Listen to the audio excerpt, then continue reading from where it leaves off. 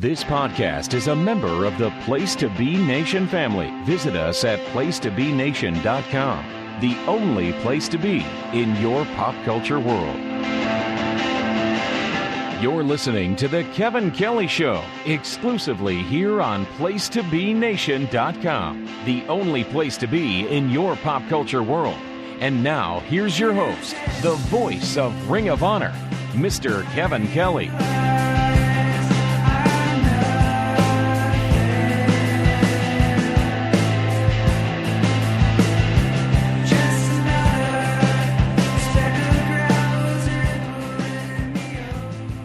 50 episodes and counting of The Kevin Kelly Show. And you thought we wouldn't even get past one or two. Well, hello, everybody. This is Kevin Kelly, your host. And it is the new year, first new episode of 2016, our 50th episode. Happy belated birthday, first of all, to our probably our number one fan, Jordan Bielski. And also thanks to Brother Kite. Thanks to all of you for listening. The website home, placetobenation.com. So much goodness on there. I know we'll talk about that later on. Special guest this week, a longtime friend of mine in professional wrestling, John Walters, who is entering the next phase of his professional life. He's been very outspoken on a number of things. One thing I know he's very passionate about is drug-free exercise and weight training. So he's got a new project coming out with that, and falling in line with our friend DDP and Stevie Richards. This is another great avenue to find out, because a lot of people set up plans in the new year. They want to get a new start. They want to try something new, different, fresh. So we'll hear from John. We'll talk to him later on, and we'll find out what's going on, what this project of his is all about. And we'll try not to let him stir up too much controversy, because he is a certain speed bump to a conversation when he gets rolling. But anyway, he's a pal. We'll have him back on the show probably never. But anyway, at least tonight he'll be here with us on this edition of the Kevin Kelly Show. I want to thank you for joining us again after we had to postpone last week. This week, of course, we had crazy snow here in the Northeast. My producer extraordinaire, Justin Rozzero, is here as well. Justin, you got about a third of the snow that we got here in PA. Is that correct?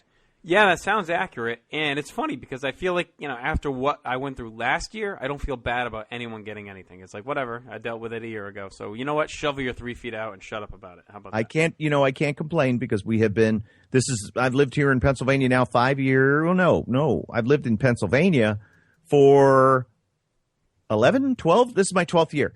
And this is the worst snow we've gotten here. So I can't complain. Now, this area where I live now, they got hit with a couple of wacky storms, 2010, a couple of 3-footers. Mm-hmm. I didn't live here at the time. Now I do. So there you go. But anyway, it's nice to have neighbors with, skid loaders and that can push all the snow out of your driveway. Yay for me. And, it's a big time in professional wrestling. I've been to Japan. I've done a lot so far this year, Justin. Yeah. I've been to Japan. I've come back from Japan. It took me a while to kick out of the jet lag, but now we're here. We're back. We're ready to go. We're planning on a schedule for 2016. There's been major New Japan news happening as of late. In fact, one of my new pals, this is pretty cool. I was telling you this off the air. One of my new pals, we got to get him to come on the show. We just have to coordinate schedules, is Chris Charlton, who wrote the brilliant Lions Pride book. And the problem is that he lives in Japan, and he has a work schedule such that it makes it a little different with our time schedule of when we record and when he would be available. So we just have to coordinate our schedules. But we'd love to have him on to talk about, certainly a very hot political atmosphere right now when it comes to the comings and goings in professional wrestling. But we are entering an age right now that we have not seen in a long, long time. And in my estimation, it's a very exciting time for me to be in the professional wrestling industry, and for fans to watch the professional wrestling industry, because I think a lot of changes are on their way. Yeah. What do you think about all these things that are happening? Sheryl Crow said it best, right? A change will do you good, and I think we're in for quite a bit here in 2016. And I feel like, we're going to get to the Royal Rumble, but last night, as I'm watching that Rumble match, I'm thinking, I feel like 2015 is behind us. Raw, sure, has been still shaky, but this is our chance, kind of refresh things, and they're doing it. We saw, obviously, AJ Styles debuts, and Sami Zayn comes out, and they push him and Kevin Owens, and I'm like, maybe things are clicking. Maybe they're finally going to do some of the stuff that they need to do to start building some stars and mix things up. And it's funny because you hear some of the rumors from Mania, and everyone's getting bitchy about it. They're like, well, there's no star power. How are they going to sell out Jerry's World? How are they going to do this and that? Oh, this is bland. Who wants to see Bray Wyatt against Brock Lesnar? But on the other flip side, everyone talks about how they need to make new stars, how they have to stop relying on the older stars. And so they're kind of in this in-between. And just when you think maybe they may do it, right? Maybe they're going to do it. Maybe they swerved everyone and Dean Ambrose is going to win the Rumble and he's now a made man and he's the world champ and IC champ and, he wins the title and sets it, and then Triple H wins and it's like, all right, I guess they are going to go through with him and Roman Reigns. It's like, you kind of thought maybe they were going to do something different.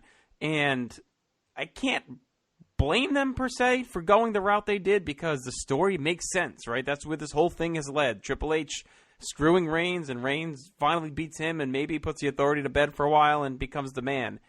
But the problem is no one cares about Roman Reigns, and it's due to multiple things. It's due to apathy in general. It's due to the way they've handled him, the way they booked him, and some blame goes to him as well for the way he hasn't maybe improved a lot of the areas he needs improving in. So a lot of different factors have gone into him being so flat and bland. But here we are, a couple months out from WrestleMania, and all of a sudden we're looking at a Triple H Roman Reigns main event, and does that tickle your fancy to fill a stadium that's supposedly supposed to hold 100,000 people? Now, I don't know. I don't know if it will do that, and I don't know what else the card will hold. But let me ask you this, Kevin, and this is a time frame. I'm not sure how into the product you were. You had been fired shortly before this went down, but in late 2004, the seeds started to be sown for Randy Orton to become the man, right? So they booted him out of Evolution. He won the title from Chris Benoit. Triple H beats him back. And the whole plan was to get to Mania, to have Randy Orton defeat Triple H and be the guy coming out. And somewhere along the way, Randy Orton started kind of losing in touch. The crowd didn't like his face turn. He got very bland. It didn't connect. And around the time of right before the Rumble, Batista started to get really super over because it was organic, it was natural, the fans had a connection, and they pulled the trigger. They blew off the Randy Orton title feud at the Rumble, and they had Batista win at the Rumble and go to WrestleMania, and they flipped the plan, and they booted Orton to a different role, but it was one that I think ultimately saved his career because they didn't continue to force him down the throats of the fans as a face. They realized it was a dead end for the moment. They turned him heel, and they had him challenge The Undertaker at Mania. He lost, but it was a really good match. And then he took some time off from an injury, came back, and kind of got his act back together from there. Stayed as a heel for a bit, and then got heated back up. So the reason I tell you this long story, and I'm not sure if you remember any of that, is I think a similar twist with Roman Reigns at this point may help save his career. Because I think, we're in a different position from last year. Last year, I was of the mindset that just pull the trigger on the guy and see what happens. Now, I think enough damage is probably done at this point that if you have him just go to Mania and defeat Triple H and end the show as champion, it's just not going to go the direction they want it to go, and it's not going to go well. My thought is you have Reigns get screwed out of his WrestleMania title match. They refuse to give it to him. He gets pissed off and turns heel and challenges The Undertaker to a match at WrestleMania. So now there's your match there. Reigns is a heel, faces The Undertaker at Mania. It's a fresh opponent for Taker, believable. You can go either way, however you want to book it. And then you hotshot AJ Styles into the main event against Triple H and give him the title. Because right now, based on the reactions, and I understand it's a very small sample size, and it was in Orlando, the home of TNA, where AJ Styles was the man for so long. But if you monitor over the next couple of weeks, and he seems to be connecting with the fans still and is really heating up, what do you have to lose to give this guy the belt and let him carry you maybe through the summer and to see what happens? And maybe you set up a big AJ Styles, John Cena match at SummerSlam. And in the meantime, maybe you give Roman Reigns a breather, let him work as a heel for a while, maybe fuse with Ambrose, and then you see what you got at the end of the year. Like, why rush this guy and completely ruin him when they maybe have a chance to save him? Now, I just talked for a while, so I'm going to pause. I want to get your thoughts on all that. You really came loaded with your. I've been thinking about that one all day. So your Booker's pencil. Yeah. A lot of pages filled. Okay, let's start at the beginning. First of all, we're in a time, as I said, like an unprecedented time, because we sat here a year ago and you told me eyewitness accounts of the misery that the fans in Philadelphia experienced with the Royal Rumble. Mm-hmm. Now, over the past year, not only has NXT risen to start to become a force in professional wrestling, but they signed Samoa Joe. And they didn't call him Hawaiian Punch. They didn't call him Ahmed from the Deep. They called him Samoa Joe. A time I never thought I would see again. I thought CM Punk was the last guy because part of the issue with Punk was he wouldn't sign over anything having to do with his name. That's it. That's why we're going to call everybody John Smith from now on. I don't care what their name is. I don't care how much indie buzz they have or what their reputation is or whatever. They're going to be something that we call them. We're going to own 100%. Penis McLaughlin from now on. He's everybody's McLaughlin. So that's why one of the things that has changed over the past 12 months. But it is slow. It is slow. A year ago, if I would have told you AJ Styles, as AJ Styles, would debut at the Royal Rumble, and Kevin Steen, with a slight variation on his name, would be the man to throw him out, and then a returning Sami Zayn, a returning El Generico, unmasked, would be the one to throw Steen out. Now Kevin Owens. People would have thought we were crazy if we would have told them that, but that's what happened last night. And by the way, shrewd booking to have, I think Owens was on the short list of like maybe two guys that could throw AJ out and be okay. Like, I think it was him and Brock Lesnar were like the only choices to not have like a full riot, because you can't hate Owens no matter what you do, and Brock is Brock. So, but that, and that's one of those things that Kevin's never shy about being that guy to do the polarizing thing, right? But he's also he never misses an opportunity to get himself over. I'll give you two reasons why Roman Reigns is not connecting with the fans, and it's the reason why Kevin Owens connects with the fans. Similar situation last night. Kevin Owens' first match of the night, great last man standing match. Finish of the match, backdropped over the corner, shot over the corner through two tables. 1, 2, 10 count, he's over. He comes out like he's been in a war. He's staggering in the ring, Spirit of 76, they call it. Roman Reigns gets put through a table, splashed, which I thought was a really cool visual. That thing by Rusev, thought that was cool. Helped out, stretcher, refusing the stretcher, pushing the doctors away, pushing everybody, trainers away. He refuses to take the ride, but you can see he's fucked up. We got a glimpse of old school Vince, by the way, during that beatdown, dancing and juking around and, doing the little point to show Rusev what you had to run. I thought he was kind of channeling a little bit of 98 Vince during that segment. Yeah, and he was hot-footing it at the end after the Triple H win, which I loved, and thought of you immediately. He's been surprisingly fresh the last few, I thought, since he's come back. I mean, I think he's been the highlight, but it might just be like Stephanie Burnout, talking. But anyway, I think Vince. Anyway, all right, so what we saw with Kevin Owens, the way he came out when he was announced for his spot in the Rumble. Rusev and company do their damage to Roman Reigns. Reigns gets led away on the stretcher, helped all the way out. Then later on, when the time is right, here he comes, fresh as a daisy. Not limp. Walking just fine. As we say in wrestling, 0 to hero. He does not care enough about the fans to portray the role that people want him to portray. That's not good guy or bad guy. That means put over what you had done. Everybody knows what this is. They all know it. But they want to be dramatically worked. They want to be told, shown, this hurts, this aches, I'm sore, this sucks, I'm in a lot of pain, but I'm going to fight through it anyway. People get behind that. And if you don't do that, people see through that in equal proportions. They see you as a phony because you're treating this as phony. That's the reason why Kevin Owens has a better chance of getting over as the babyface that they want Roman Reigns to be than Roman Reigns does. But here's the problem. With everything that you said, they are not changing their minds. No matter what scenario is presented, it doesn't matter. Hey, CM Punk wants to come back. He's had enough with this UFC thing, Vince, but he wants to be in the main event. Sorry, pal. It's Triple H and Roman Reigns. Okay? Now, let's not get too panicky either with AJ Styles. Oh, no. Who got a great reaction last night. But if you shoot him to the top, he's going to get knocked off. and I think about my friend Taz, and I listen to the Taz show all the time. I think he does a fantastic job.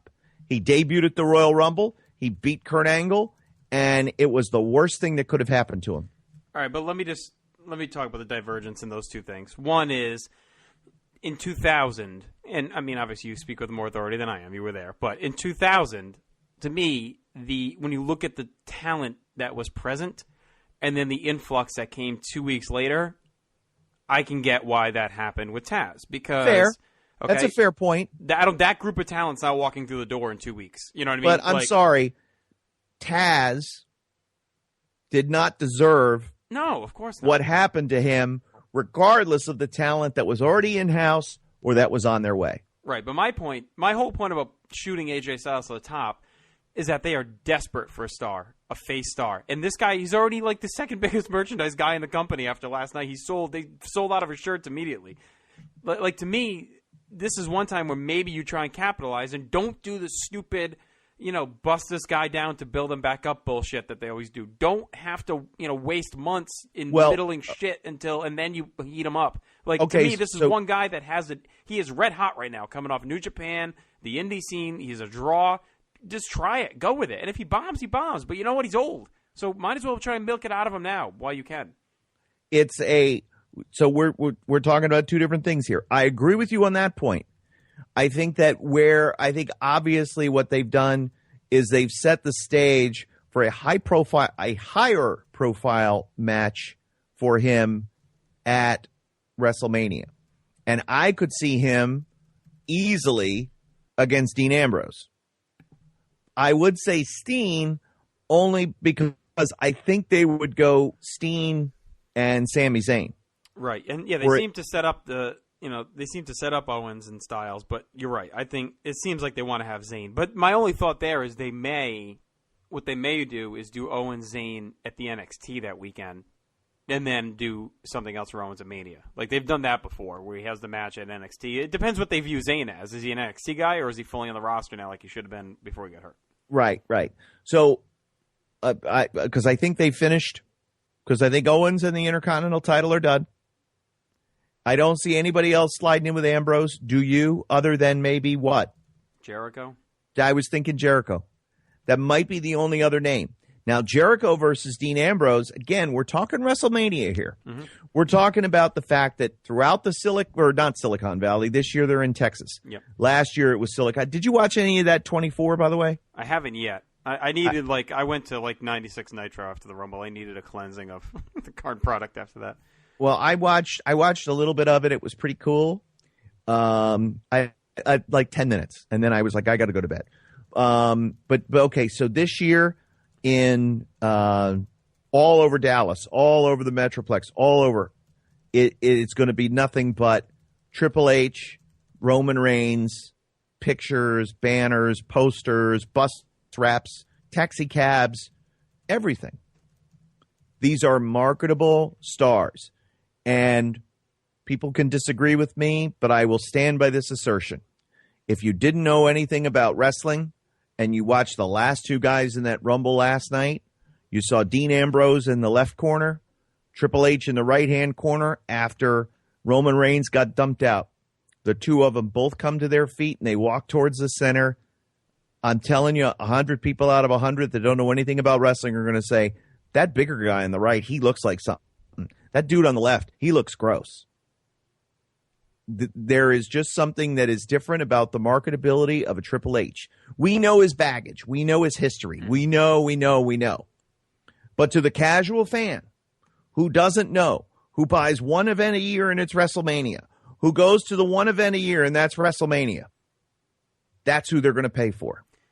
Right. Because the second biggest pop of the night after AJ was Triple H. And I like, on the surface, this all makes perfect sense. Like, I agree with all of this. Like, I can't even say they went the wrong route. I just think they're not doing themselves or Roman Reigns any favors by what they're doing. I don't think part of the reason why, let's remember too, and I know this because I was still very connected with the product even though I wasn't there anymore. There was a large section of the population within the WWE that wanted Randy Orton to win because he would be the youngest. Oh, yeah. and no longer would that be Brock Lesnar. Right, but that was his first win. So that's when he beat Benoit, which is fine. But they were going to have him win at Mania. And the same thing happened with Lex Luger in 94, right? I mean, he got screwed at SummerSlam where he won by count out, and they were going to build and have his big moment at Mania. But we've seen it before.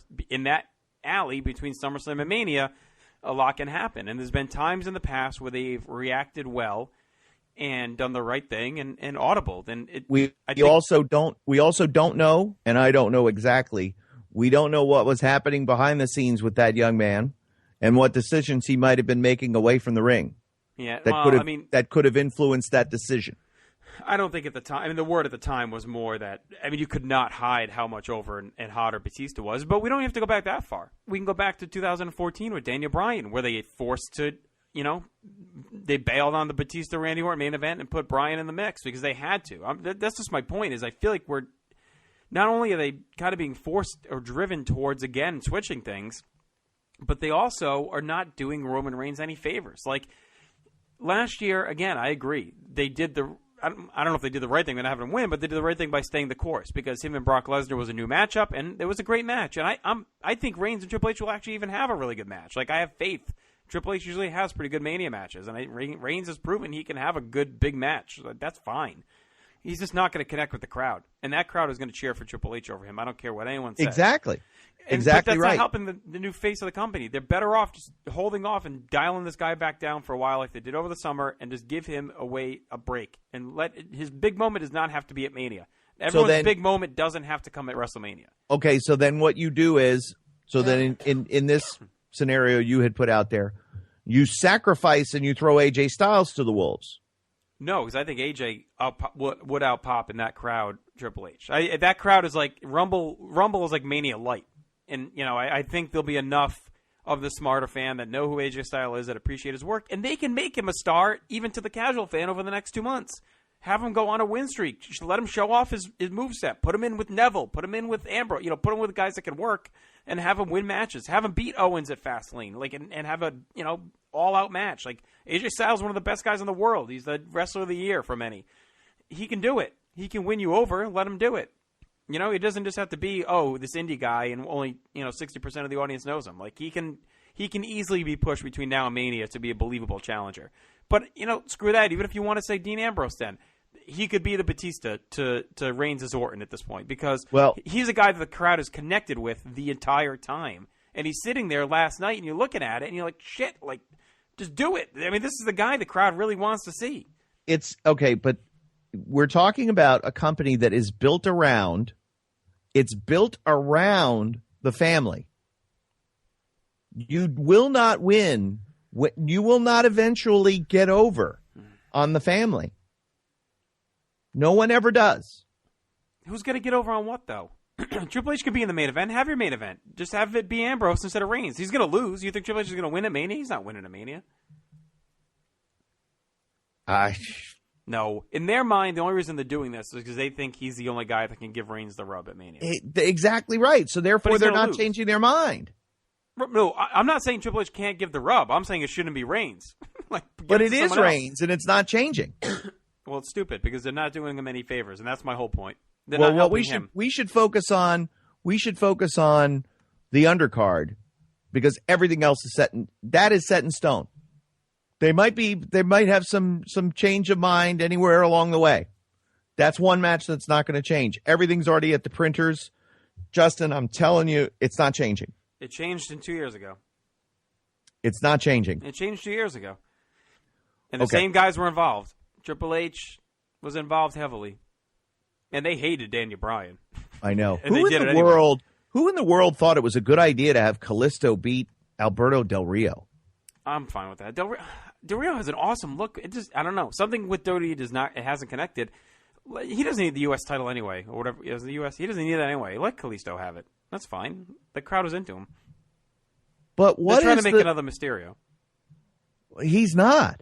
Well, he could be. He's really good. You don't like him? Better than Sin Cara. He's fine. He just looks like Junkie Rey Mysterio. They keep trying to fill this void. I think Rey Mysterio looks like Junkie Rey Mysterio. Well, they keep trying to find Junkie, as in with a J. Right. They keep That's trying to he find. Looks like steroid Junkie Rey Mysterio. No, I mean like garbage. They got him at the garbage store. Come They keep trying to find the next Ray. There isn't the next Ray. I think this guy could be close. He's the closest they've come. Okay. He's the closest they've come. Sin Cara was a miss. Well, that's his own doing because they got behind him, but he botched everything left and right. Oh, yeah. But, again, that's what makes him so special. That he botches everything?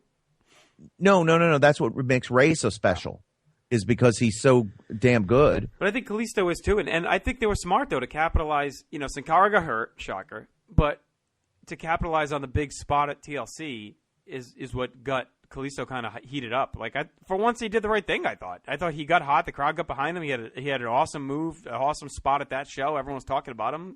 Give him a shot. This is what they don't do enough of. They keep going back to the old reliables. That's the problem.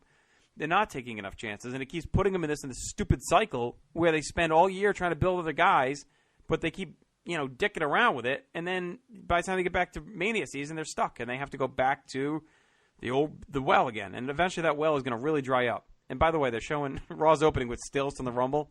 How stupid did Reigns look being loaded in that stretcher, like sitting up, like he was getting loaded, like an 80-year-old man getting lowered into a hot tub or something? It's like, I don't understand why they had him sitting up in the stretcher. It was really stupid looking. Because that's what happens to you. You sit up in the stretcher?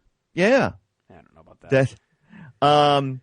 Did Jericho have a bloody nose, or was he wearing a Hitler mustache? I don't know what he's got going on. And I don't know. It's funny to think that, like, he got the old man last a long time run. Because in 1993, they did the same thing with Bob Backlund, but he felt so old. And we've come to the point now where, like, Jericho doesn't feel that old, but, I mean, he's probably older than Backlund was, I think, in 93 when he did that thing. And I don't know. It's just weird. Before Raw gets Jericho's not crazy. He may be. No, he's awesome. Backlund's out awesome. of mind. Backlund is awesome, too. Maybe we should have Backlund on the show. Oh. See, here's that shot, right? They just showed the shot of Triple H and Roman Reigns, and Dean Ambrose.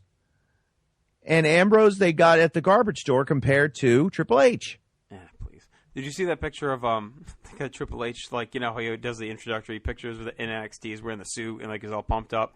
Like, it'll show, like, him next to, like, Kevin Owens when he signed him. They have one of him standing next to himself with the belt. I'll send it to you. It's really that's funny. So there's a big rumor for Raw tonight. We're taping this right as Raw's starting, but a major star is returning for the road to WrestleMania. Rumors swirling that it could be The Rock, but to me that's not a big surprise because Rock's, they've already kind of said he's going to be around. Well, he's a major star. Any chances, is it Daniel Bryan? Did he get cleared? Those are the rumors going around. What is Vince? Vince has an awesome suit on. The rumors are going around that he got cleared. Look at him. He's spry. He's fit. He's ready to go. Tan, rested, and ready. McMahon in 2016. Do it. If he's Trump's vice president, I'm voting for that ticket. He looks better now than he did a couple of years ago. I tell you, he looked kind of spotty a couple of years ago. And well, there were people who thought he was blind or that he was really sick. Remember the whole thing that was going around? Because, like, there was a thing where he walked kind of funny towards, was it Ambrose or someone, to give him a hug, and he had to, like, be directed towards him or something. People thought he was starting to lose his vision. Well, he's feeling good now. All right. So what do you think of talk about Japan real quick and then tie it into those guys jumping. So I know we got way off. Talk about Japan real quick. Let me tell you about Japan. I'm going to spend an hour on Japan. All right, talk about Japan. What do you got going on? Oh, my God. Where do I start? It was so awesome. I heard the massage was awesome. No, there was no massage. Oh. But it was, all right, this was the second time that I've been there. I was there in October. I went back for Wrestle Kingdom. It is first-class treatment all the way through. And the culture in Japan, the people are the nicest people. I didn't go to McDonald's, which is right across the street from the hotel, but people went, one of the guys in my group went to McDonald's. And they said, Kevin, you had to see it. It's like everybody that works at McDonald's gets up there in Japan, gets up every morning. And the first thing that they do is they sit up in bed and they go, thank God I get to go to work at McDonald's today. And they have a smile on their face and they just bend over backwards to make sure that your McDonald's experience is the greatest of all time. I was like, is the food any different? Do they have seaweed on stuff? No, it's the exact same food that you get at the American McDonald's. The people make the whole difference. And that's the difference between New Japan Pro Wrestling and any other company I've ever worked for, including Ring of Honor, is the people. It is just so amazing how nice they are and how it just makes me appreciate everything so much more. It really does. Because of how nice everyone is, I brought some of that back with me. It's like we can all do better. We can all be better people and be nicer. I had the awesome experience of getting to call Wrestle Kingdom. It was a fantastic show from top to bottom. My boy Cheeseburger in the Rumble, the pre-show Rumble, that was incredible. Just to see him in there with all those legends. The first four guys in the Rumble were Jushin Thunder Liger, Fujiwara, who they named the armbar from. He was the first graduate of the New Japan Dojo. Tiger Mask, and then Cheeseburger. Those were the first four guys. Hiro Saito was in it. Koshinaka was in it. Yuji Nagata, Tenzan, Kojima, all the legends, all the stars, they were all in there, and Burger fought nearly to the end. All the way through, great matches. The last two matches, the semi-main, AJ versus Nakamura, and it was just fantastic, and you thought after that, well, there's your match of the year. And then Tanahashi and Okada topped it. They topped it in the main event. Okada finally beats Tanahashi in the big spot, winning at the Dome, retaining the title. He's beaten Tanahashi before, but this one meant everything because he hadn't beaten him at the Dome. This was it. Big career-changing moment, and it was fantastic. Then the next night, as is the tradition, sort of the Raw after WrestleMania, if you will, they have New Year's Dash at Korakuen Hall, and it's the kind of where everything gets started. The next matchups are announced, and you start to see where the big matches are going to be in the early part of 2016. Got to call that one as well. Can't say enough nice things about the New Japan World staff either. They are the nicest folks. I'll give you a quick story. So we're going over kind of the format and the not the format, but basically the flow of the day. We had to rehearse for a certain amount of time, and then we had to appear on this pre-show on the website, and then we had a little bit of downtime, and then we had to be out there at 3:40, I think, and the Rumble started at 4, and the show started at 5, and these are just loose times. But anyway, so we had a little bit of downtime, and I just said, I get to go. I had said I have one job while I'm here, and that's to bring back a book for my 8-year-old son's class. My son's teacher asked if I could bring back a Japanese children's book. So I said, I get to go book shopping. I don't know what to find, but I'm sure it'll be neat, whatever I find. That's all I said. The next day, we're at Korakuen Hall, and one of the staff of people that I was telling this story to is there. In fact, my buddy Yuji Kitano from the website, he says, Naomi is here from yesterday. She would like to speak with you. I was like, okay, very nice. Hi, Naomi. Good to see you again. She went out, Justin, and bought a children's book for me. Not just any children's book, but the most famous series of children's books, or I forget what it exactly was, but sort of like the most popular book for children in Japan. And it's loosely translated, The Cat Who Had a Million Lives. And the fact that she went out of her way and bought this and gave it to me as a gift. Like, I've never had any experience like that in, 25 years in professional wrestling. Not that people haven't done nice things. Like the guy who carried a box of boneheads across snowy Philadelphia just for you? Second close, right?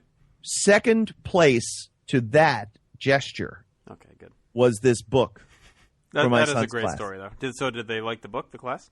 Loved it, because then we were also able to figure out the translation of it and put this book sort of in its proper context of what this storybook means to children in Japan. And I'm flying back, and I've got, a bag full of stuff that I had brought with me, or had bought while I was there, and I'm putting it in the overhead, and the book falls out and lands in the aisle between the seats. And the woman says, "Oh, that's my favorite book." And I said, "Oh yeah, I just got it as I said, I just was given it as a gift, and I'm bringing it back from my son's classroom." I said, I got to make sure I put this up here so it doesn't fall out again. So 14-hour flight, we land, and she says, that book, she says, I just read. Now, she was a woman in her 30s. She said, I just read it, in fact, a couple of years ago, just because I remembered it from my childhood. And she said it had the same effect on me then as it did now. I cried. It makes me cry. It's like, it really is this powerfully impactful book. So just this gesture meant the world to me. Second, of course, to the Bonehead's Wings gesture that you pulled off, that miraculous feat, walking across cold, blizzardy, dismal South Philadelphia, toting these Bonehead Wings. Great cost, personal expense, time and aggravation. Second to that was this book gesture in Japan. So I got to call these awesome matches. I had this awesome time.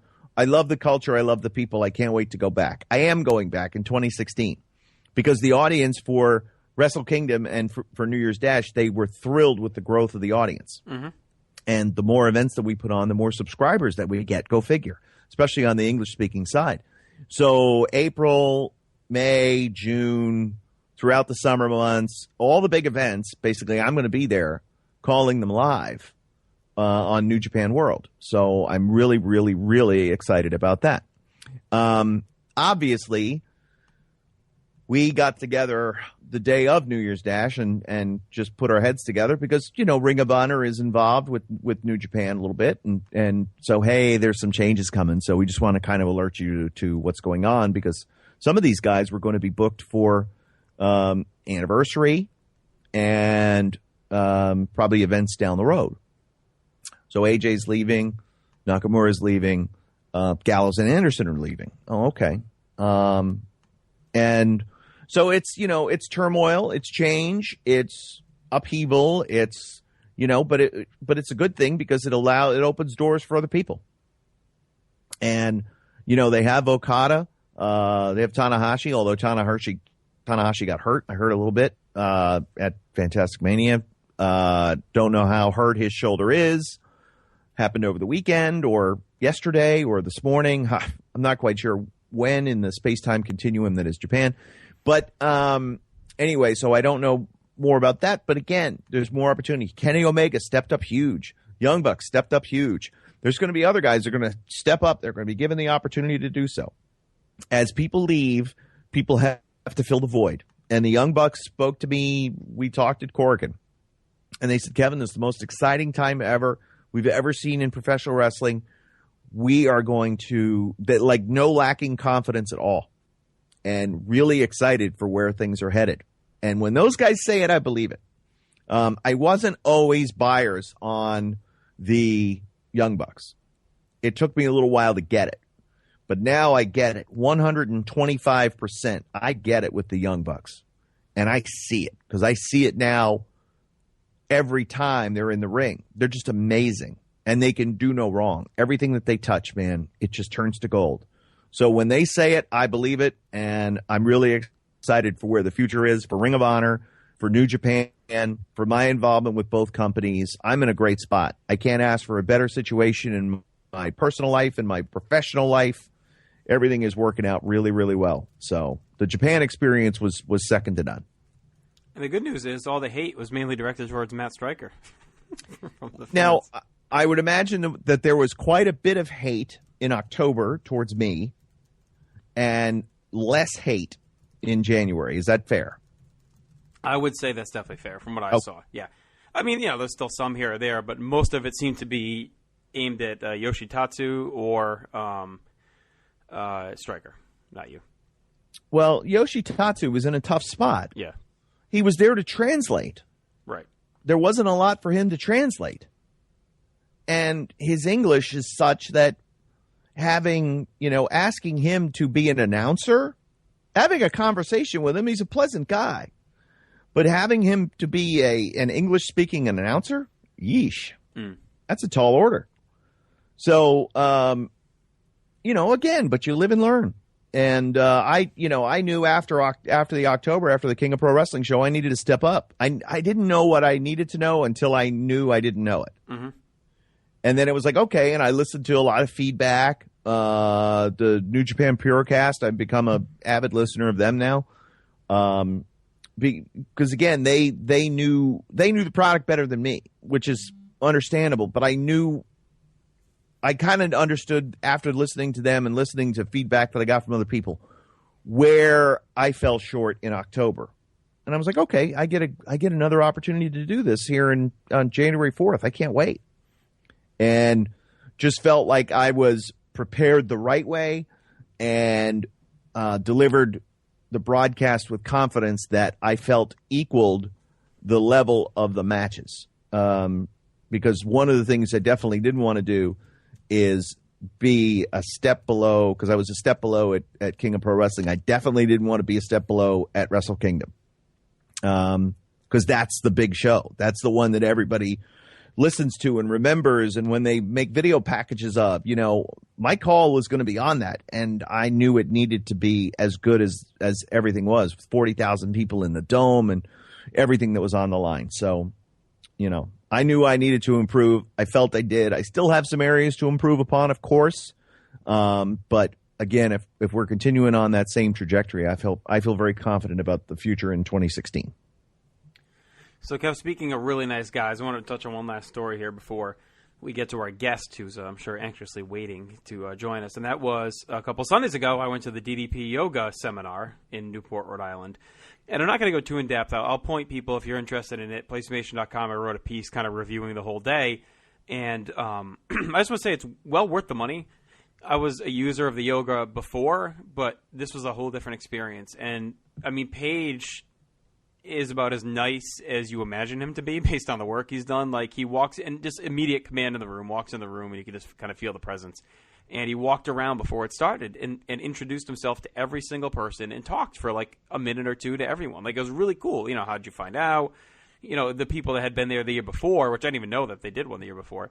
He talked to them. He made sure, like, how you been over the last year? Good to see you again. Like, he, pretty much remembered most of the people that had been there before. And then the talk he gave was around, a lot about Jake, because the movie was coming out a couple days after the seminar. And he talked about almost an hour about his story. And it was a story I knew. It was, all the stuff about growing up.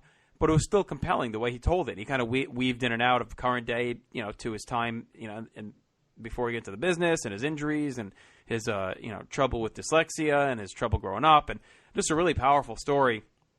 And then the workout was great. It was like an hour 40 total when you factor in the kind of going over the moves and the breathing and everything, and then the workout itself. And I mean, I was hurting, and it was a good hurting. I didn't feel like sore, but I was like wiped out that night. Like, we went to my parents for dinner, and I was like on the couch, like laid out. Like, you just stretched you out and wore you down. And it was just an awesome time, well worth the money. And just to give you a little bit more, about what he's like is, after I wrote the story, I sent it to both him and the personal trainer that I had met there that was from the area. And he texted it to Paige, said, I'm going to make sure he sees this. And I had also DM'd it to him on Twitter, to Paige himself. And, like, I didn't expect a response. I just figured whatever. Maybe I was looking for, like, just like a retweet or something. And a week later, he wrote me back like this, and I put it on my Facebook page. Just super nice message. Just, thank you so much. I read this out loud to my wife. I had tears coming down my face. Great job. Thank you so much for taking the time to write this. Please watch the movie. Check that out too. And I responded and said thank you. And then he wrote me back again and it was like, of course he, DP as he was promoting throughout the whole thank you message. But to take that time. My whole point is to take that time to say thank you, that he read it, means a lot to me. It makes me want to keep supporting him. So, a super nice guy, and everything he's doing for these guys is tremendous. And I recommend, again, the yoga program. We've talked about it millions of times on here, but whether you're trying to lose a ton of weight or just tone up or just to stay in shape, it's well worth the investment. And as long as you commit, you'll see the results. So I just wanted to kind of put that over. And again, you can read my full review on PlayStation.com. Just search DDP. It should come up first. And check it out if you're interested. And he said he'll be back next year, so I'll be there. And I took my mother-in-law with me because she loves him and the yoga, and she had a blast. So she hasn't stopped talking about it still. So, well, I'm glad that, again, listen, DDP is amazing. DDP Yoga is incredible. Stevie Richards, and Paige have both been guests on the show. Didn't get a chance to see Stevie and everybody in Atlanta this past weekend. That was another big regret of mine recently, and I'm very disappointed about the fact that I didn't get to go to the Duluth, Georgia show for Ring of Honor, but The weather was crazy. The flight got canceled. The drive just too dangerous, and had to turn around and come back. It was just a mess. But not only did I not get to see the final match of AJ, or the final appearance of AJ, and the last match of the Bullet Club altogether, but anyway, that was unfortunate this Saturday. But anyway, we look forward to coming back. So, all right, well, I know our guest is probably anxiously awaiting. He's probably, doing push-ups or something to keep himself occupied. But we'll talk with John Walters in just a few moments. We'll take a quick time out. We'll be back with our guest. It's the 50th episode of the Kevin Kelly Show on our website home and wherever you downloaded from. The website home, placetobenation.com. It's the Kevin Kelly Show. John Walters is next. Stay with us. I came back to let you know, got a thing for you, and I can't let go. Place B Nation's Justin Rozzero here. In addition to the Kevin Kelly Show, we have a ton of great podcasts available to you on iTunes and PlaceToBeNation.com. You can check out Scott Criscullo and me on the Mothership, the Place to Be podcast, with our famous Vintage Vault pay-per-view reviews. PTBN also covers current day wrestling with Main Event, Mission Indie Possible, and our monthly pay-per-view reaction shows with immediate feedback on WWE, NXT, and Ring of Honor Super Shows. And relive wrestling's past with our monthly pay-per-view rewind series, led by Ben Morse, and the Dangerous Alliance Wrestling podcast as we dive into various subjects in the form of exercises and games. We got sports covered too with the Sports Evolution Mega Show with Scott, Dr. G, Cowboy, and Cowboy Sr., the Kings of Sport, led by Live Audio Wrestling's Godfather Nate Milton, as well as the NBA Team Podcast and the TJ McClune Show. PTBN tackles pop culture and irreverence with Richard and the Mailman, the Glenn Butler Podcast Hour Spectacular, and if you like a hybrid of all of this in list form, check out Jordan Duncan's Rank and File. All of these shows are available on PlaceToBeNation.com, where we cover pro wrestling, sports, movies, comics, plus tournaments and more. We want to thank our friends at Bonehead's Wing Bar in West Warwick, Rhode Island, and Fall River, Massachusetts, and Scott Keith's Blog of Doom. Be sure to follow us on Facebook, Twitter, Instagram, and Tumblr as well. PlaceToBeNation.com, the only place to be in your pop culture world.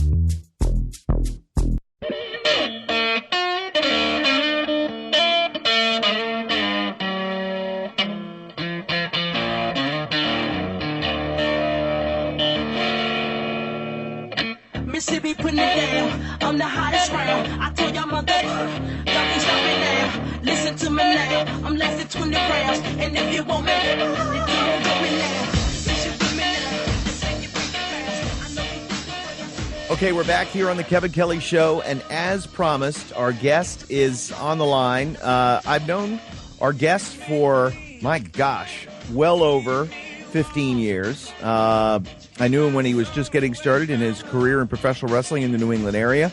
Since then, I've gotten to know this man quite well. We worked together at Lucha Libre USA, and his ties to this show and to Place to Be Nation run right through his college days with our producer, Justin Rozzero. He's John Walters. He's our guest on the Kevin Kelly Show.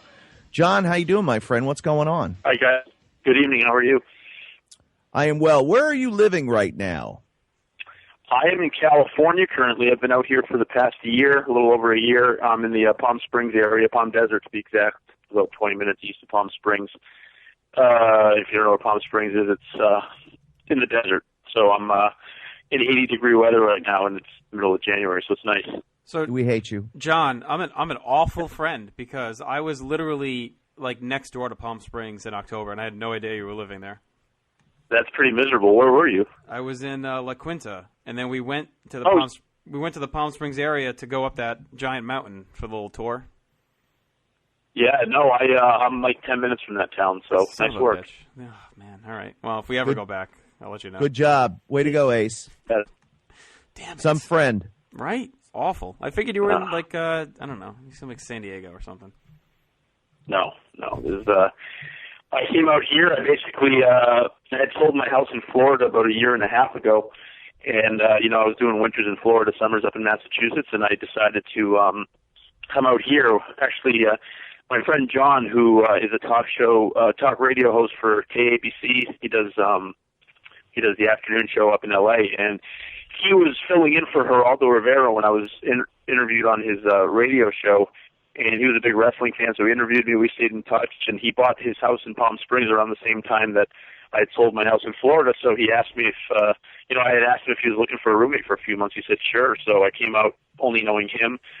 Wrestling was done for me last November, so it was around the same time. And I said, I'm going to go to the West Coast and give it a try. And 3 months later, I bought a condo out here because that's what I do. I go to town and just buy places. So, makes more sense. That's what you do.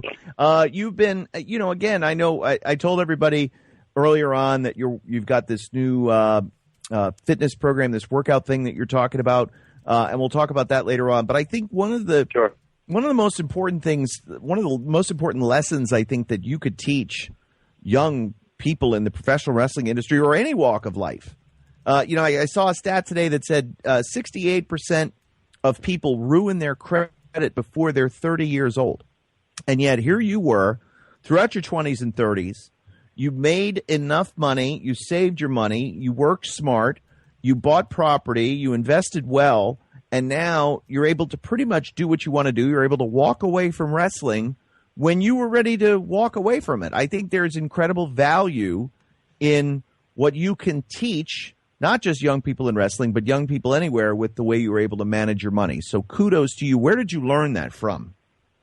I think it was from my parents. My parents are Greek immigrants, and they came here to this country with nothing. They didn't know the language. They didn't have an education. And you compare them to a lot of American-born people who had every opportunity in the world, who were in debt up their you-know-what. My parents barely made it, I would say that combined their salary. I wouldn't even say combined salaries. So my mom didn't work till we were old enough.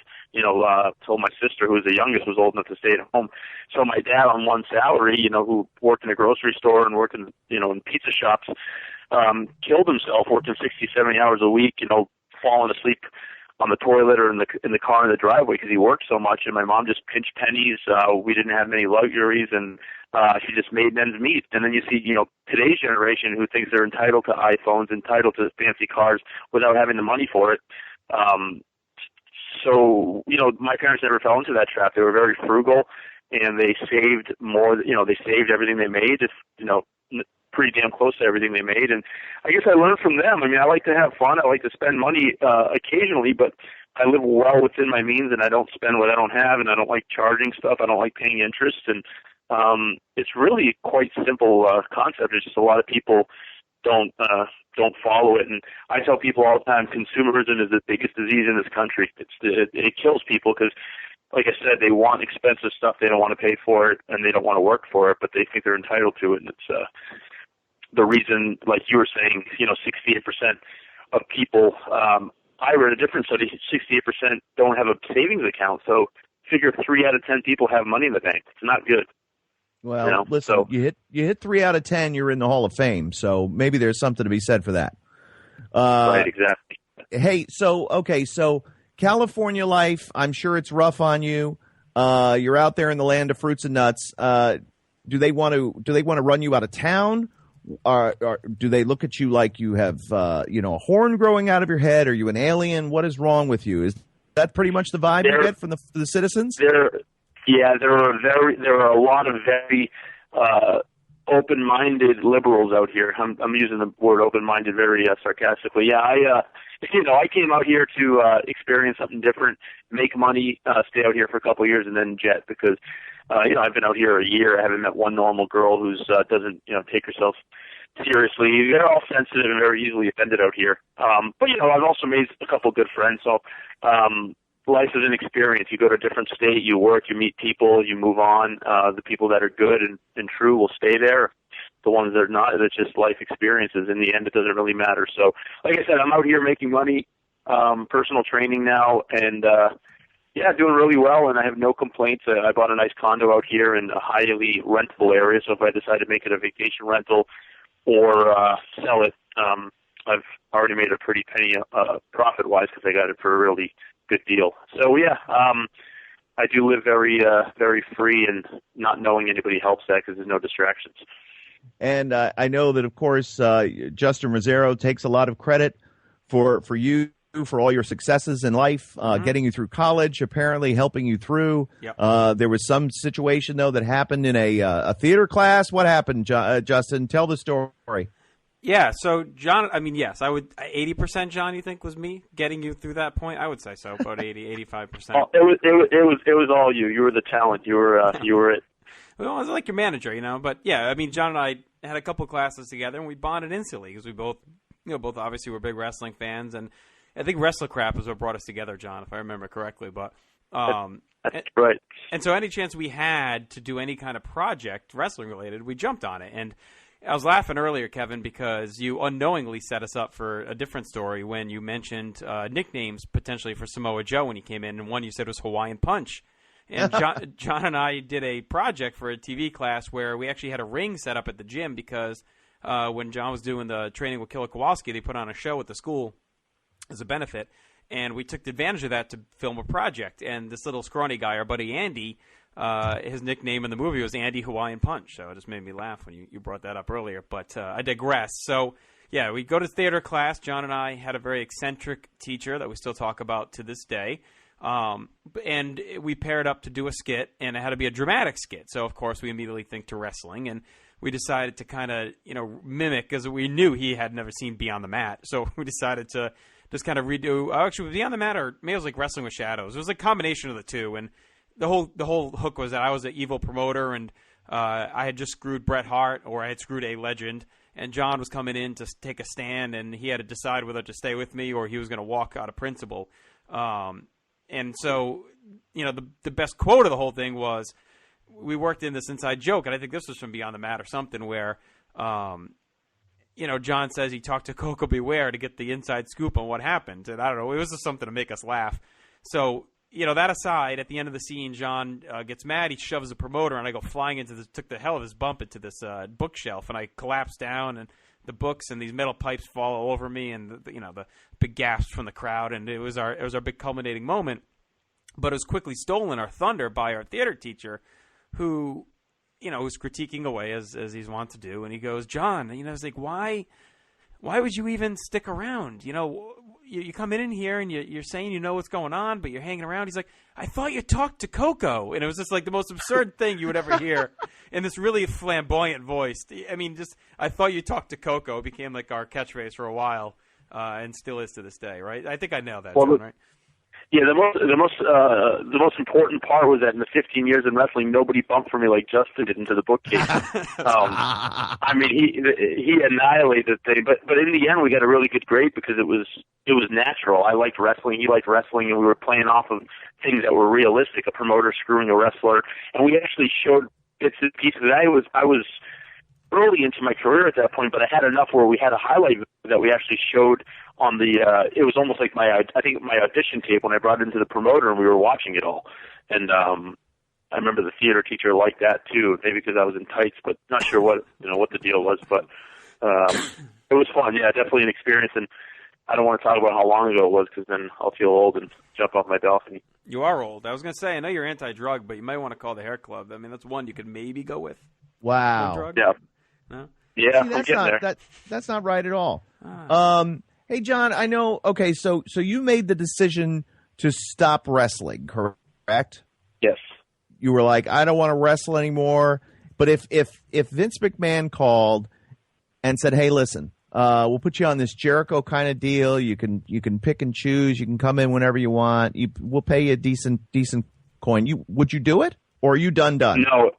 No, absolutely not. And that's when I knew that I was finished, because I said to myself, towards the end, and I knew it was, I had said that 2015 would be my last year. I was getting to the point where I still enjoyed performing, but I knew that I didn't want to do it for a living anymore. At my age, I just said to myself that the reason I got into it in the first place was to make it a career, and I didn't do it for a hobby. If people want to do it as a hobby on the weekends, that's fine. I'm never going to tell anybody how to live their life or what they want to get out of wrestling. But for me, it was always a goal to do it for a living. And when I got to a point where I didn't want to do it for a living anymore, I didn't see the point. So I wasn't going to, I said it on my Facebook page, I wasn't going to risk a life-changing injury for non-life-changing money. It just didn't make any sense to me. So I could still go. I'm in the best shape of my life. I mean, all the years I wrestled, nobody ever blew me up in the ring. I was always came in shape and always showed up and did my job, but it just wasn't something I was passionate about anymore. And then when I looked at the products on TV that I saw, I said probably wouldn't want to be a part of this anyways because I wasn't really a fan of what it became. So for me, it didn't make any sense to continue. It was a very easy decision actually, and over a year later, I don't miss it whatsoever, and that's a clear indication that I probably made the right choice. Yeah, and again, being able to leave what you did, and you did so well, to leave with your health intact, to be in the great shape that you are, again, it's part of that decision making, and maybe it goes back to your parents. I'm not quite sure, but either way, they raised you right, and you listened and you learned, and you were true to your word and true to yourself. So hats off to you for making that decision. Now, okay, so the day you decided, you said, okay, that's it, I'm done. Was there any worry? Was there any doubt? Or were you just thinking, okay, this is the next page, in the book of life? Talk me through that a little bit. Yeah, I think, I knew, I wrestled Matt Hardy twice, and, what a great opponent to have your last matches with. And I didn't go into the two matches, last November. I was up in Vermont and Maine for Big Time Wrestling out of New England. It wasn't, I didn't walk in and say, these are my last matches, but I had an idea it was. And then I decided a few months later, after I had moved out here, that I was finished. And I just said that's it. It wasn't a difficult decision at all. I've always had a lot of faith in myself, and I've been a very independent person where I've never hung my head on one thing. I mean, a lot of people go all in wrestling, which I admire, but for every, Bryan Danielson or CM Punk, who, from what I know, didn't really have jobs besides wrestling, there's about 100 people who end up broken down and in their 40s with no money. So it's a gamble, and for certain people it pays off, for others it didn't. And for me, I just wasn't going to go that route anymore because, like I said, it just wasn't passionate. It wasn't super appealing to me anymore, and it also just didn't make sense financially to put my body at risk because our health is all we have in the end. And it just was a very, very easy decision. I don't regret anything. I'm not bitter. I just, I don't watch it anymore, and it's weird because it almost feels like it never existed. I look back at certain memories and I enjoyed it and I loved it, but I don't watch it anymore. I don't talk to my friends about it, with the exception of this interview because Justin begged me. Yeah, right. We were desperate. We needed you, kid. It's a big spot. It's the 50th show. Yeah, I know you needed ratings. I get it, but no.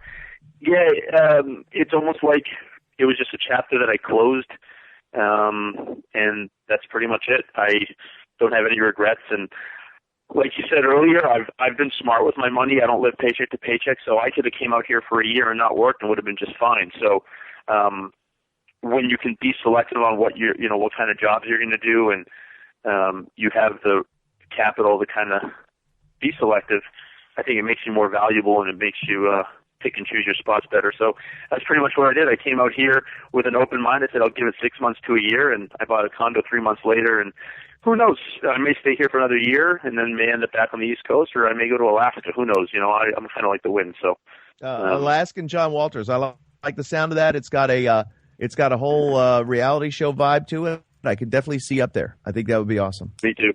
Hey, okay, so we worked together at Lucha Libre USA. You did RJ Brewer, and it was a very controversial character that you portrayed, which could not be more topical than the way it is now, all surrounding like the political campaigns and the talk of immigration. Did you realize at the time what you were hitting upon would be such an issue for America and Americans, and was definitely going to be a thing as we got into the 2016 campaign? Did you have any insight into that?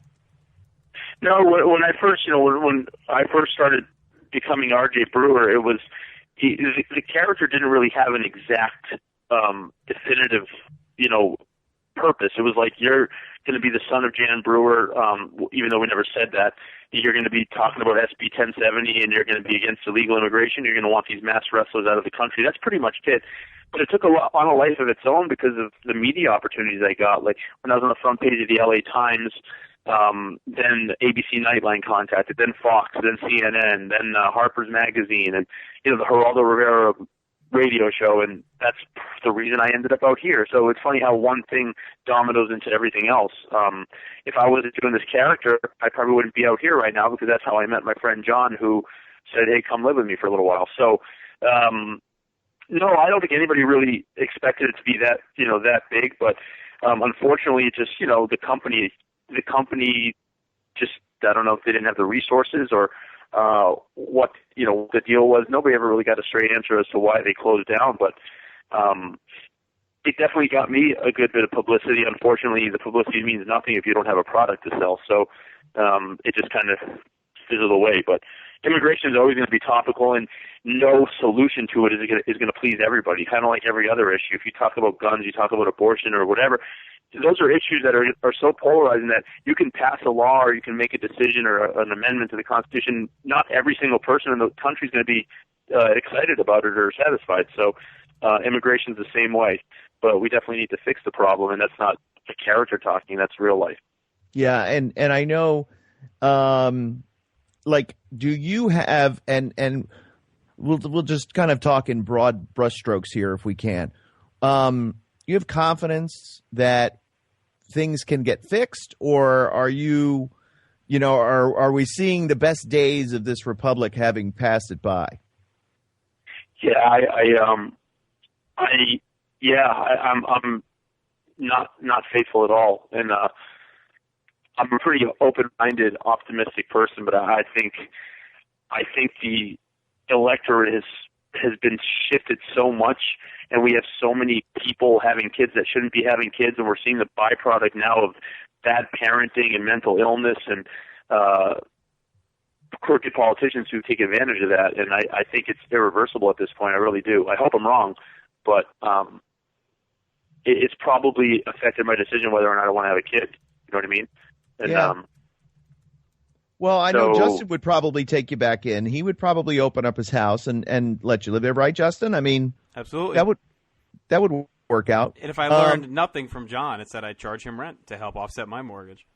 Absolutely, yes. Yeah, and you take every penny with a smile on your face. So, that's right, brother. Rent's due. So, but I don't know. I think a lot of times, flack is put on the president, and there's so many other entities besides the president that that are responsible for all this. And in the end, if you're not balancing your own checkbook and you're relying on the president to pass laws that are going to benefit you, then you're living way beyond your means and need to fix stuff. So, even though I haven't been a fan of the past two presidents at all, it hasn't really affected my bottom line all that much. Maybe certain things here and there, interest rates or whatnot, but in the end, I'm in charge of balancing my checkbook. And it's easy for me. I'm just a single guy with a dog, so it's not the most difficult thing for me to spend less than I make. But, a lot of people aren't balancing, and then they want to blame somebody else for that. And they want to blame Obama. They want to blame Bush. I'm going to be outspoken about that stuff, but in the end, it's really not affecting me all that much because I'm resourceful enough to know to not overextend myself. So. Yeah, I've had the past 4 years have been the best 4 years I've had financially in a long time. Yeah, me too. So me too. And it's like, okay, I could bitch and moan about the way things are in the big picture sense, or I could just take care of my address here and my dwelling and my neighbors. Like we had 3 feet of snow. I was telling Justin before, we had 3 feet of snow on Saturday, and one neighbor's helping me with the skid loader plow out, my driveway while I'm over shoveling his front porch and his back porch while my son is over shoveling out my older neighbor's car next door. I mean, that's all I care about. That's all we're doing. Yeah. We're just taking care of ourselves and doing right by each other. And I think people need to be good to each other because in the end, you can't regulate hate or you can't pass laws of, to change morality. In the end, people just need to be good to each other. They need to take care of their families. And, and I'm a big fan of, defending yourself, whether it be taking a self-defense class, being harmed, but, whatever. You're responsible for your life and you're responsible for your family. And I believe in karma, just being good to people and, respecting everybody and their decisions, their views, whether it be politics or whatever, because there's so much divide and hate and it doesn't get people anywhere. So disagreeing on certain issues is fine. That's the great thing about being an American is we can voice our opinions. But a lot of times I find that people who preach tolerance are the most intolerant of them all. And like you were saying, help your neighbors, help people out, and talk about issues. And I think that helps the world go around more than bitching and moaning. But I do my good share of that too. So you've always been, one of the things, of course, one of the reasons why you had a long and prosperous career, the reason why you were able to go at the high level that you did, whether it was through promotions up in New England or Ring of Honor or Lucha Libre USA or Big Time Wrestling or any of the companies you work for, WWE, every opportunity you ever had. Man, one thing they always said, John Walters is in great shape. He's in fantastic shape and was always like the poster child for doing it the right way and was never the steroid guy. We knew that. That's why we hired you. That's why we could give you the ball, because it was like, I knew that not only was he going to last, but he wouldn't get in trouble. None of these things would happen because we just knew that you were a clean athlete. That's the way you did things. So now I understand that you're working on a project where you're kind of putting this message out there, perhaps in a bigger setting, in a bigger way. Tell me about that and how this philosophy that you had, how this is all coming together now. Well, I started wrestling when I was 20, and I was undersized. I graduated high school. I think I weighed 137 pounds, and I was probably wearing 3 T-shirts. So I was very, very lean naturally. I was just a small kid, and I wanted to become a pro wrestler, but I didn't want to take steroids. And I said, well, I need to put on muscle mass. I'm not going to walk into a Kowalski's wrestling school weighing 140 pounds. So I Googled. I went online. I did a Google search for gaining muscle without steroids and without supplements, because I had tried different supplements, protein powders, creatine, whatever. To me, all it was just junk that was costing me $50 a month, and it wasn't doing anything but maybe retaining a little water. And this stuff's not regulated, so you don't really know what you're putting in your body. So I came across a workout program called Muscle Now.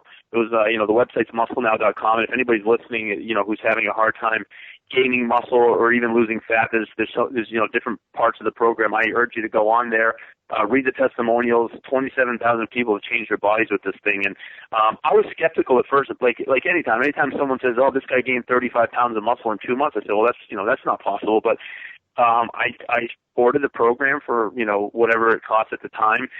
And boom, I instantly started gaining muscle to the point where people were accusing me of taking steroids. And I was shocked at how just dieting correctly, using the certain workouts, and just doing stuff the right way. And there was so much common sense in this program, just instantly started putting muscle on me. And it helped me because, early in my career, like you said, I was always in shape and I looked the part. A lot of guys go out and wrestle, and it's like they don't look like they can kick guy can kick your ass.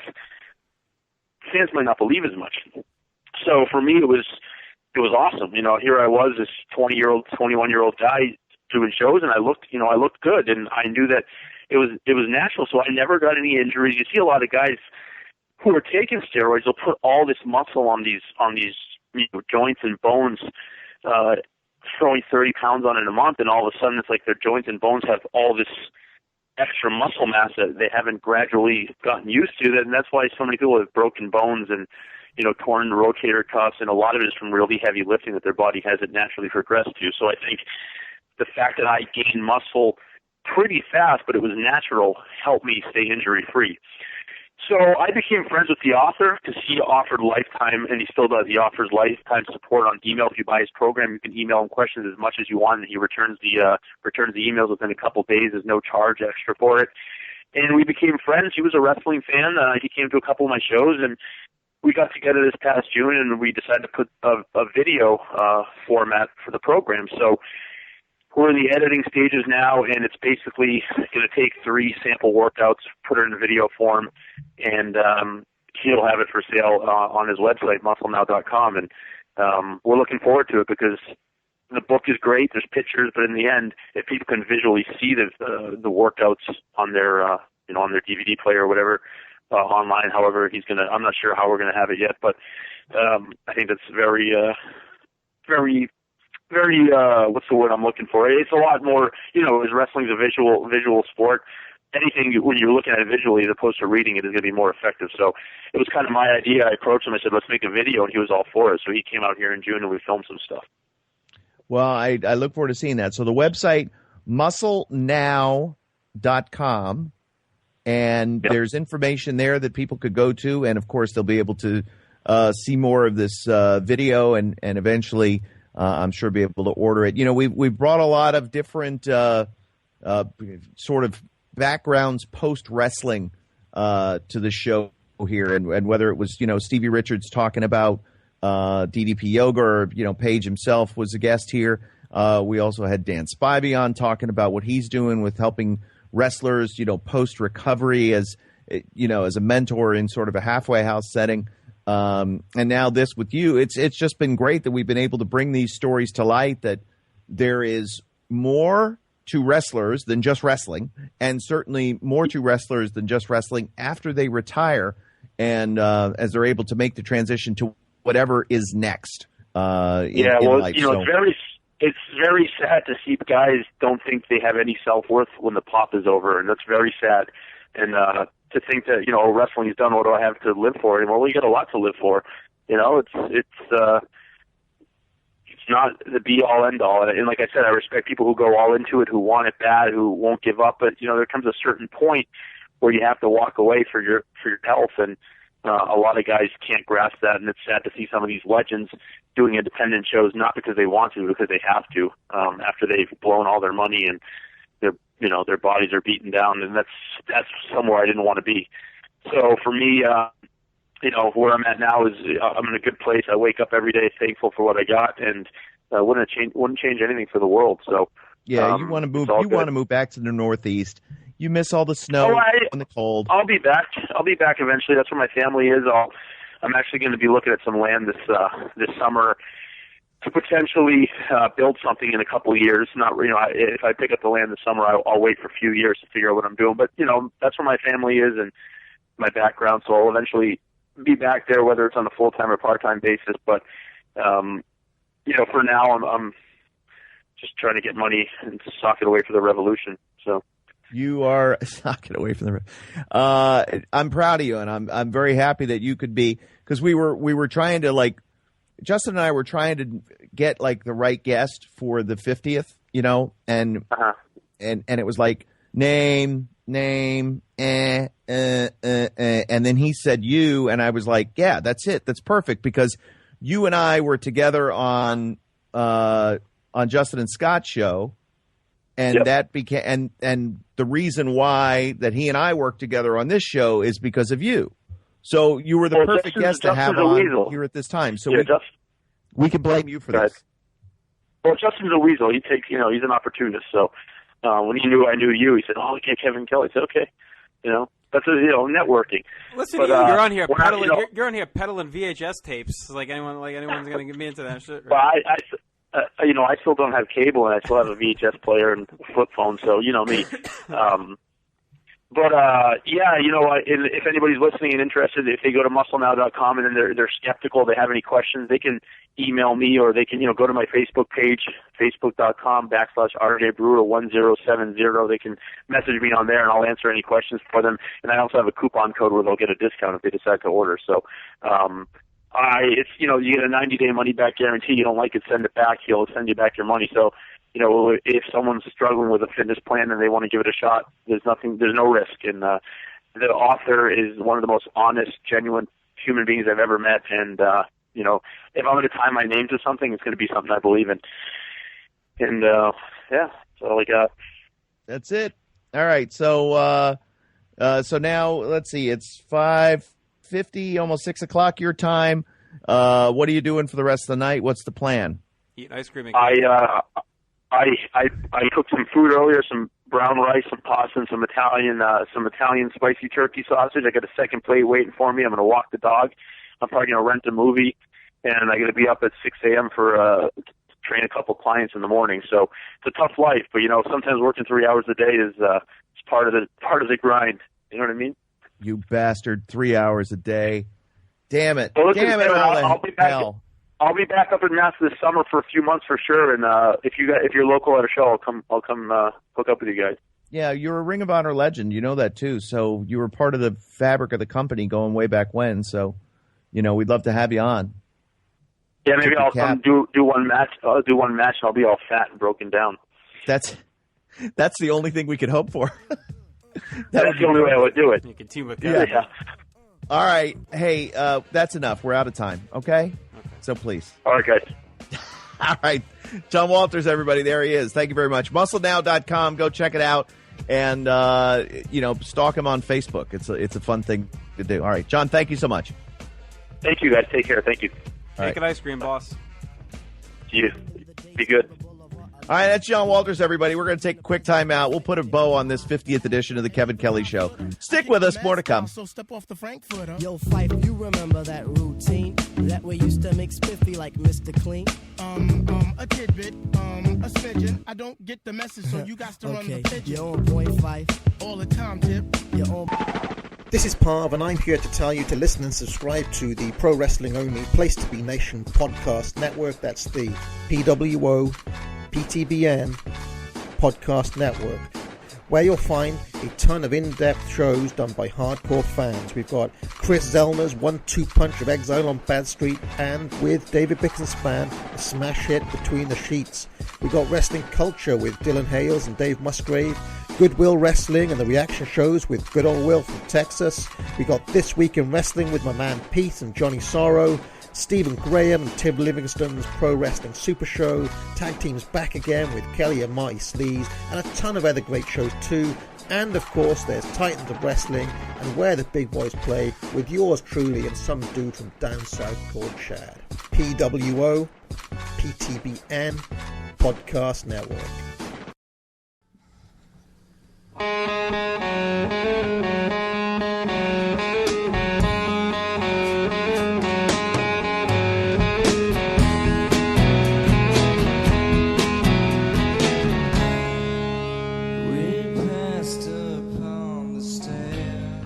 All right, so John Walters had a lot to say, and MuscleNow.com is the website. I want you to go check that out, and let's see if what he says is true. Hold him to his claims, because again, a lot of people say a lot of things, but we'll see if indeed, Justin, from doing DDP Yoga, it's the real deal. Mm-hmm. And so it's MuscleNow.com, the real deal. Go check out the website, find out for yourself, and make it happen. All right, so we've talked enough wrestling. I'm done with wrestling talk. I can't take it anymore. I want to talk about something important, and that's football, because we are at the crux, the culmination, the game, the golden game. Can we say the SB word, or will we get sued? Yep, Super Bowl. All right, good. 50th Super Bowl in a couple of weeks. We record this the day after Denver and Carolina won their respective conference championships and are heading to the Super Bowl. First, we were chatting online when the demise of Tom Brady brought a smile to our collective faces, but it was rather underwhelming, I think. From if you've never seen a football game before and you're just watching the Denver New England game, Denver didn't exactly look like a juggernaut that's ready to win the Super Bowl, did they? The defense did. And they said going into the game, and because obviously, being in, this area, that was a lot of hype around here for that game. And going into it, the word was that they were trying to Trent Dilfer Peyton Manning. If he could be smart and throw a couple touchdowns when you need it, don't throw any picks, don't do anything stupid, and just manage the game with their run game and their defense, they felt like they were comfortable, being able to hold the Pats down. And the magic number was about 20. So they figured if they get to 20, maybe we can hold the Pats under 20 and pull it out. And they did. And I think if their defense can stay at that level, they may have a shot. But this also has a very good chance of being a redux of 2 years ago when Seattle just blew the doors off of Denver. And I don't really care. My dog was put to sleep yesterday, so I was excited that I don't have to worry about another year of the Patriots being in the Super Bowl, the anxiety of having to hear everyone talk about it for another 2 weeks and celebrate it around here. And I think that's why you and I were messaging yesterday, Kev, because I don't have too many. I have a few Patriot hater friends, and I was just, trying not to get too excited because, as we saw at the end, they're never dead until they're dead. And, despite getting his ass kicked for most of the game, Brady still leads him on the drive at the end. Gronkowski makes 2 big plays. And here we are looking at a 2-point conversion that thankfully came up short, because I think if that gets to overtime, the Pats probably are in the Super Bowl. So luckily Denver stopped that play, but Brady's O-line did him no favors, and Brady didn't help himself either with that pick that gave Denver the opportunity to go up 14-6 after the Pats had come back to get the game close. So, I was happy. Pats have had enough success. And I was happy, too, for Peyton Manning, because I felt like he got a lot of dirt thrown on his grave over the last couple of weeks, a lot of disrespect from Patriots media and fans. Like, I saw more than one. Because I'm obviously friends with a lot of Pats fans on Facebook and elsewhere, and they were happy. They didn't want to see Pittsburgh. They wanted to play Denver. They thought Manning was washed up and done. And, I think they kind of discounted what a horror shop that stadium's been for them. And a lot of that piles back on Belichick's decisions from throughout the season, like when he got cute in the Eagles game and he did the drop kick and the funny formations, and they ended up blowing that game. There's one. The funky decisions in the Jets game, not going for it at the end of regulation, then the coin toss fiasco, kind of playing a little conservative in that game. And then Miami, where they were protecting everyone, just running, trying not to get anyone hurt, and then they blew that game, and that made them have to go to Denver. And I think if that game's in Foxborough, they probably win, because I think the Denver crowd played a major role in all that. I did like how Denver did just enough offensively to win. There were no I don't know what Demaryius Thomas's deal is, but he better get right or they're going to have no shot. I mean, if the line, I saw that Carolina's just a slight favorite considering that they won in by 30 points practically. And Denver didn't exactly dominate, but Demaryius Thomas has got to get back to life, or Denver could get blown out. They just don't have enough weapons. They certainly Carolina's defense is good enough for them to run. Was the whole Carson Palmer negativity today kind of threw me off because he got a stinker of a game. But correct me if I'm wrong, it was a 10-point game when Patrick Peterson fumbled that punt. Right. And 17-7 now becomes 24-7, and instantaneously, because they went right after him, targeted him for 2 passes, and they're already in the end zone. To me, that was a game that was a touchdown game, maybe even a 3-point game as you go to half, and now instead you're looking at a 17-point deficit, and it changes the whole game plan. You've got to throw, you've got to be aggressive, and you're going to make mistakes.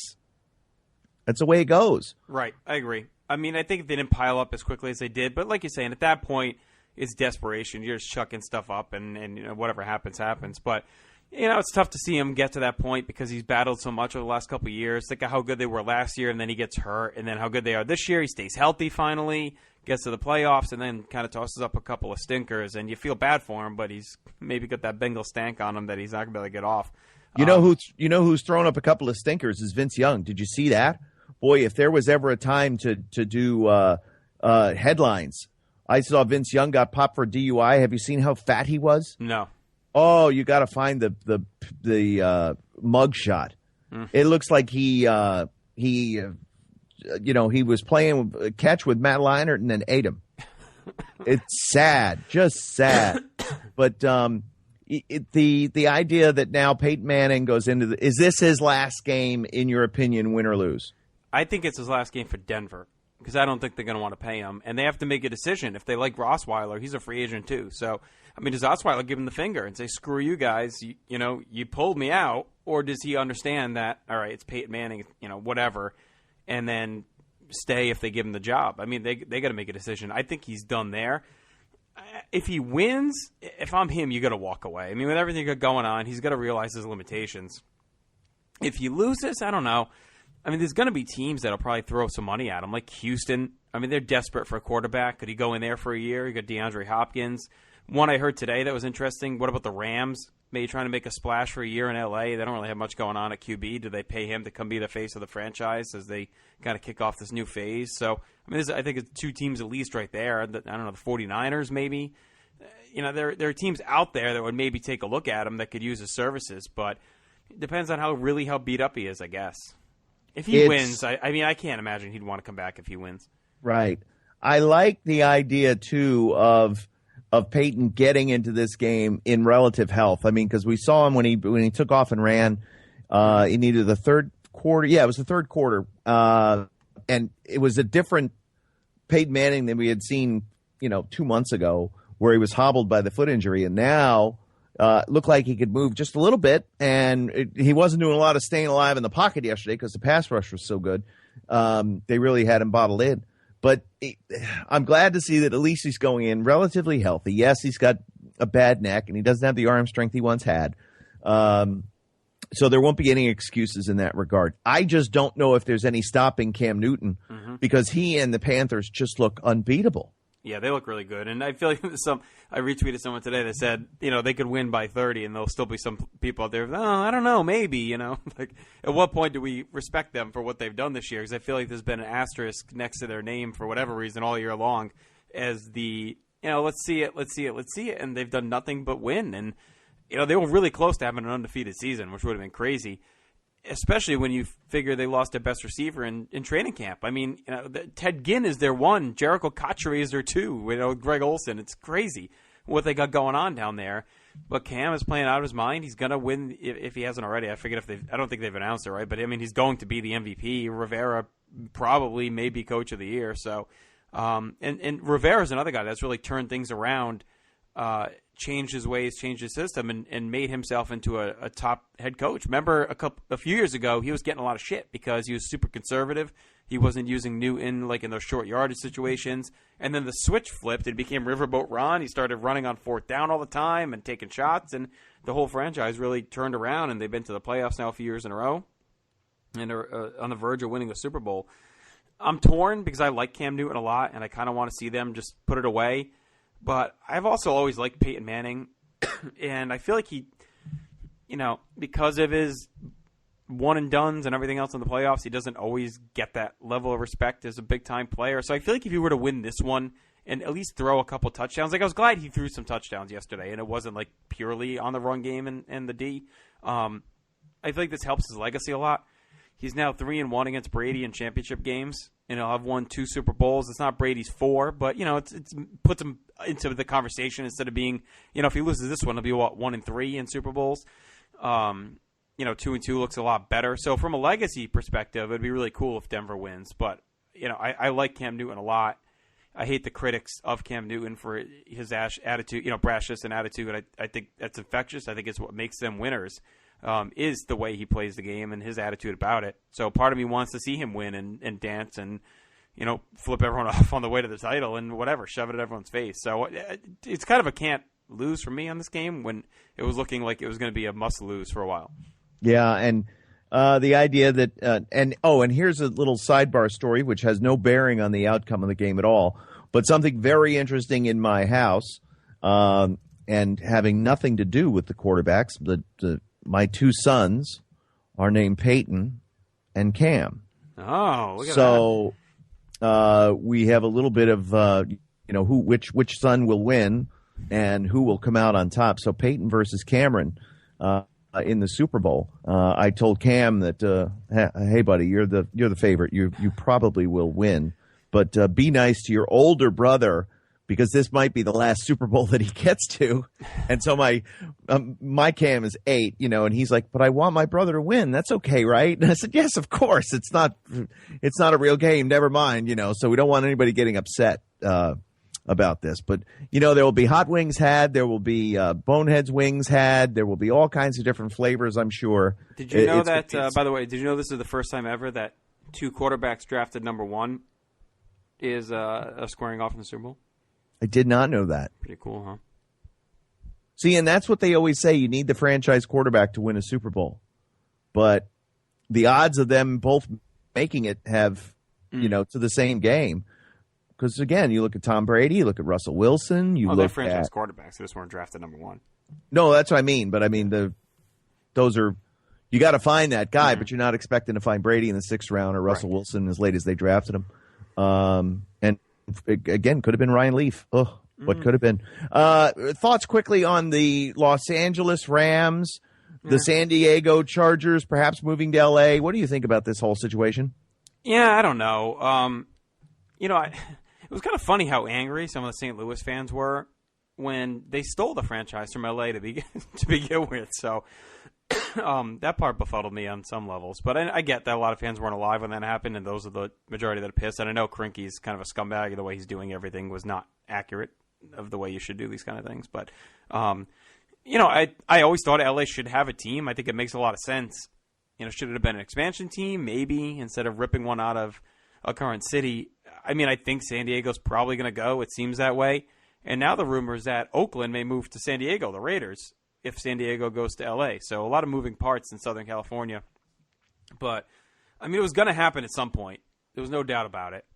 And, the Rams are playing half their games in London anyway, which is pretty funny because they signed that contract, right? I think to play like 3 or 4 years in a row in London, and now they're moving to this brand new, well, eventually a brand new L.A. stadium, this brand new L.A. team, and they're going to be playing home games in London for the next year or so. But so that was funny. But otherwise, yeah, I mean, ambivalent. But if it was my team, I may feel differently. I don't, and again, you're a fan of the Jets, I'm a fan of the Giants. I could care less that the two teams share a stadium. Right, and I could care less if they moved, I guess, theoretically, because I don't live in the state. You know what I mean? Like, I don't really have any hometown I mean, I guess if the Friars moved colleges, I don't know. Like, I don't have... just being from Rhode Island, that kind of stuff's never really bothered me because it's kind of like whatever. I don't root for many of the local teams. So if the Jets played in Oklahoma, like whatever, it wouldn't really affect me that much. The Oklahoma Jets. The Anchorage Yankees, I guess, whatever. It could happen. All right. Well, that's Friars, by the way. Friars. Top 10 again today. Your PC Friars are on fire. Top 2 what rank? Where are they now? Because they haven't lost in a month and a half. So where are they ranked? No, they lost. They lost 2 bad games. Well, 1 bad game, 1 kind of shaky game. How many in a row have they won? Now they've won 2 in a row. They beat Butler. They had a big week. They beat Butler, who was ranked 20th, I think, or 18th when they played them. And now they beat Villanova at Villanova yesterday. Villanova was 4th in the nation. So today the rankings came out, and PC's back up to 10th in both polls. Well, there you go. So, big game tomorrow night. I'll be there against Xavier. Xavier's ranked, I think, 6th, maybe 5th or 6th. Now, if we had John Walters against Xavier, that would be something. Yes, it would. Well, I'm sure that happened at some point. You can go find him at the strip club he's working at now. That's not right. That's John true. doesn't work the strip club. He just told you. He's making muscle down videos. I'm talking about Xavier. Oh. All right. Well, listen. We've done 50 episodes. Should we keep going? Yeah, all right. All right, we'll do more, and we'll be back in a couple of weeks. We'll update everybody on we'll have guests when they're right.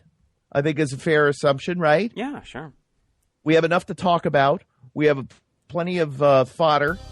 There's a lot. Again, it's a crazy time in the wrestling business right now, and I think as those stories unfold, we'll be there to tell them because Nakamura is the next domino to fall, and we'll see what happens with them. We'll see what happens with Gallows and Carl Anderson and where they wind up and when, as AJ Styles and Chris Jericho are wrestling on Raw right now as I sit here. So again, crazy time. We got a lot of stuff to talk about, and we will do that here on the Kevin Kelly Show. I want to thank everybody who's made the first 50 episodes so great. Justin, thank you for everything. I really do appreciate it. You got it, boss. All right, man. Thank you. So that does it for the 50th edition of the Kevin Kelly Show. Make sure you join us in a couple of weeks' time, and we will see you when we see you on the Kevin Kelly Show. Our website home is placetobenation.com. Wake up to get ready to rig the thing I wore for the ass motorboating. A tree fell on Greg Abbott. I'm only 50 now, and the phone could ring at any time. Basically, because she had Tommy John and had the strong arm, she gave these awesome hand jobs that he was obsessed with. This honey is from Hazel's Honey Hut. But by the way, speaking of food and Bush, I think Chris Jericho is who Michael Hayes would like to be. Always had a lot of issues with Cox, or have you dealt with Cox better in the past? I used to enjoy dealing with Cox. Then people would be more inclined to buy the network and watch the shows. I'd buy the network for a happy ending.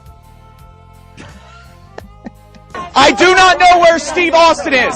He saw the gun, and he left. Oh my God, he's back! All right, here we go. So I got to piss.